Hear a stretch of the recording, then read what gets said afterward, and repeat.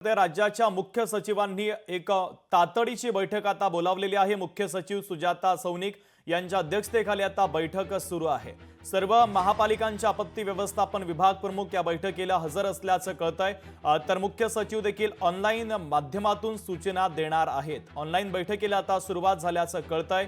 युद्धानंतरच्या परिस्थितीसाठी महाराष्ट्र देखील आता सज्ज आहे। युद्धात नागरिकांना मदतीसाठी काय करायचं या संदर्भात आता ही खलबतं या बैठकीमध्ये सुरू आहे। तर राज्याच्या मुख्य सचिवांनी तातडीची बैठक बोलावलेली आहे। आपले प्रतिनिधी चेतन ननावरे आपल्याशी जोडले जात आहेत। ते आपल्याला बैठकीच्या संदर्भातले अधिकचे अपडेट देत आहेत। चेतन, राज्याच्या मुख्य सचिवांनी तातडीची बैठक बोलावलेली आहे। बैठकीत चर्चेचे कोणते महत्त्वाचे मुद्दे आहेत?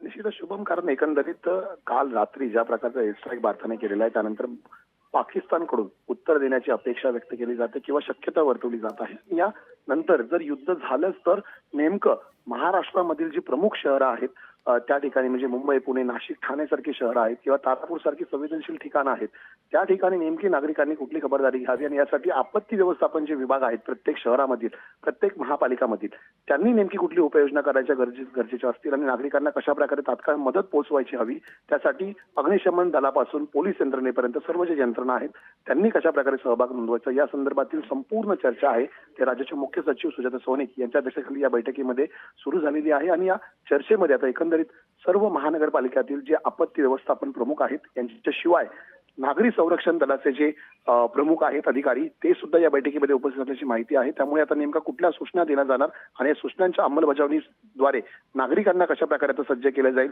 जर युद्धजन्य परिस्थिती झालीच तर कशा प्रकारे शहरामधील वातावरण असेल, कशा प्रकारे मदत एकमेकांना पोहोचवता येईल या संदर्भातील सविस्तर चर्चा या बैठकीमध्ये अपेक्षित आहे। शुभम, चेतन, ऑनलाईन पद्धतीने आता काही अधिकारी देखील या बैठकीला उपस्थित आहेत। सर्व महापालिकांची आपत्ती व्यवस्थापनाचे विभाग प्रमुख बैठकीला हजर आहे, त्या संदर्भातली अपडेट?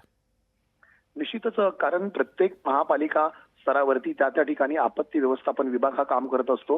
मुंबई सारख्या शहरामध्ये जर पूर आला किंवा आपण ज्या प्रकारे बघतो की मोठी आगीची दुर्घटना घडली तर अशा आपत्तीच्या वेळी आपत्ती कक्षाचे जे प्रमुख आहेत त्याची जबाबदारी ज्या IAS अधिकारी अश्विनी जोशी आहे यांच्याकडे सोपवण्यात आलेली आहे। त्या अश्विनी जोशी सुद्धा या बैठकीमध्ये उपस्थित आहे। इतकंच नाही तर जे IPS अधिकारी कुमार आहेत, जे सिव्हिल डिफेन्सचे प्रमुख आहेत, पोलीस संचालक आहेत, ते सुद्धा या बैठकीमध्ये उपस्थित आहेत। त्यामुळे एकूणच जर पाहिलं तर आपत्ती व्यवस्थापन विभागाशी संबंधित जे बडे अधिकारी आहेत ते सर्व या ऑनलाईन बैठकीमध्ये उपस्थित आहेत आणि एकूणच ज्या सूचना केंद्राकडून आलेल्या आहेत त्याची अंमलबजावणी आता कशा प्रकारे करता येईल यावरती खलबतं सुरू आहेत।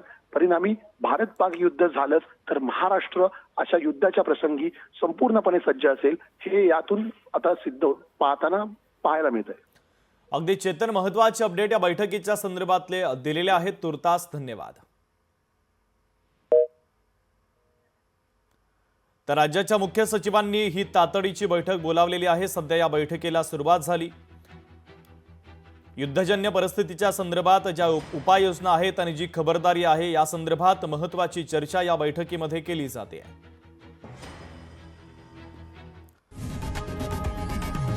लोकशाही मराठी ऐका, पहा, जागरूक रहा।